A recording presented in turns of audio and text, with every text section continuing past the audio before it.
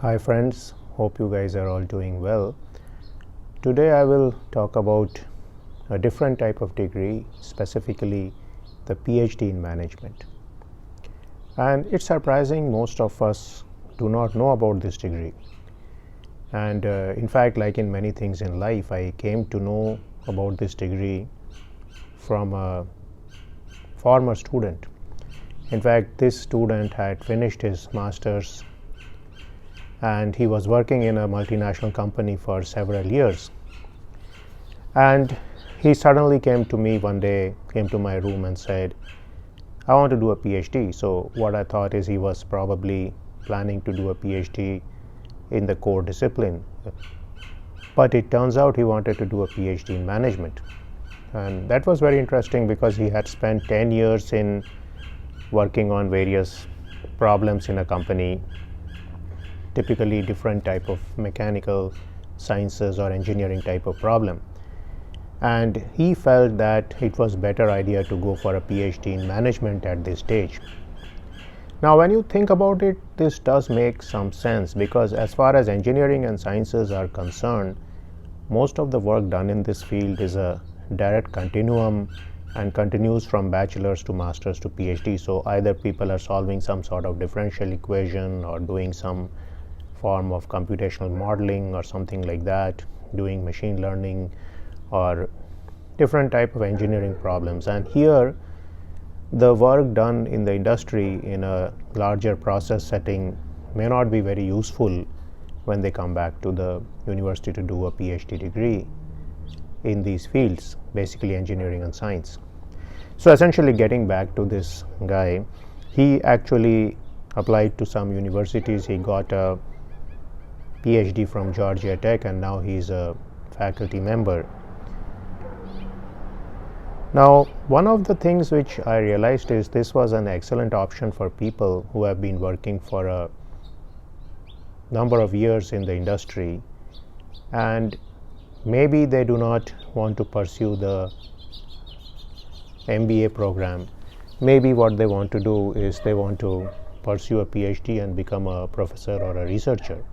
Now there are many professor jobs in business schools, so one can always consider those. Now of course what you need to do here is you need to prepare for exams such as the GRE and GMAT. So many schools will favor one of these exams, so you need to consider which exam is preferable. You should have a decent GPA, but again a very high GPA is not necessarily required because you are not pursuing this degree in your core field. So for example, if you were a mechanical engineer and your grades are not very good, that's not a problem if you are pursuing a PhD in management, because you could make a switch, pursue something like supply chain management, information systems, you could go for finance or something like that. So essentially here your essential aptitude is going to be more important, and that is going to be measured through exams such as the GRE or the GMAT.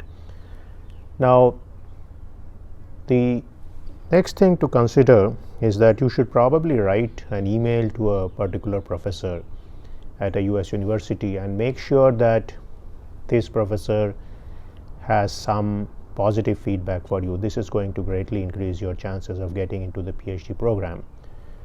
Also, since you have been working for several years in industry, you will be clear as to what is the aspect of industrial management or management in general which you really want to study more deeply. So some of the topics like I mentioned could include supply chain management, operations research, and also a very important field of information systems.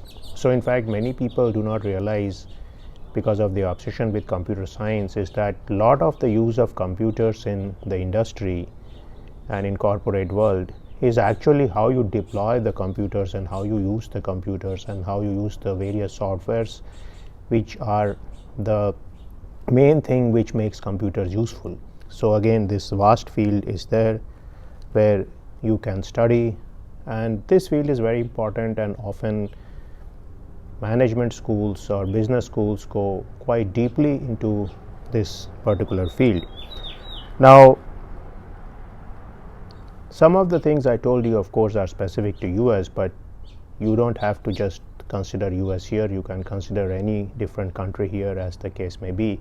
Now this particular student went to US, so I'm telling you that because as far as management is concerned, in fact the US was the country which started the whole management concept, or at least teaching about management.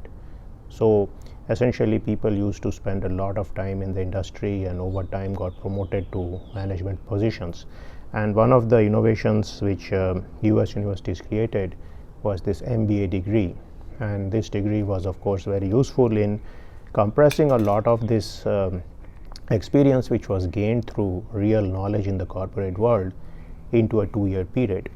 And what the PhD in management does is that it gives you a more in-depth look at one of these areas, and it trains you to be a teacher or a professor in that particular discipline. So you could become a professor with expertise in, say, information systems or something like that, and then you could continue to do research in that area. Now there are many companies which are also interested in such PhDs, so it's not just that you can only be a teacher.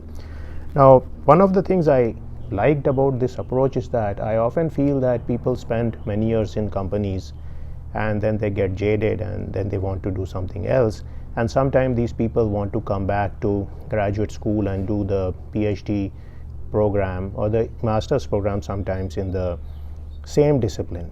So maybe this person did something in mechanical engineering, and then he was working for many years in a company, and then this person wants to do PhD.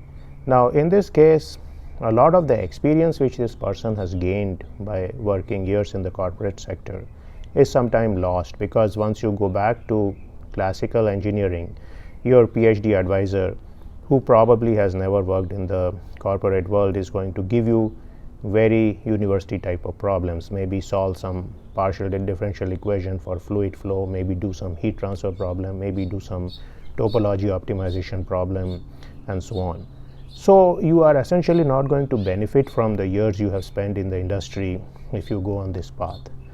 So in these cases, I think it is much better to go for this PhD in management, and there are a plethora of universities out there which have business schools, and therefore you can go to these websites and check them out, and your GPA, your past history will not matter much. You will need the usual few letters of references.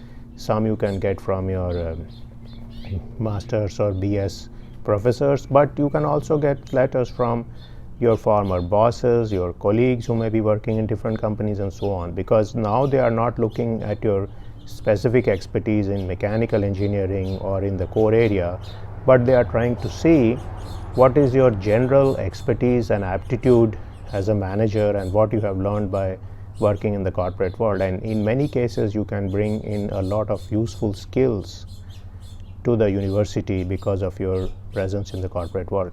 And in fact, if you have worked in corporate world in different countries, these are also very much valued by the university system in the management schools, because they do want to learn the processes which are being followed in different countries. There are things to learn from each process. There are case studies to be made out of how things work in different countries. Management is not a universal subject in contrast to science and engineering.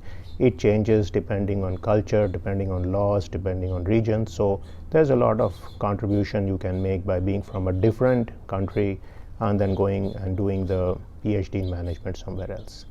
So this was my take on the PhD in management. I hope you benefit from this video, and this will give some hope and path to people who may want to break out of their current situation and get back into the university system. So please stay tuned to my channel, and please subscribe and like my videos. See you soon.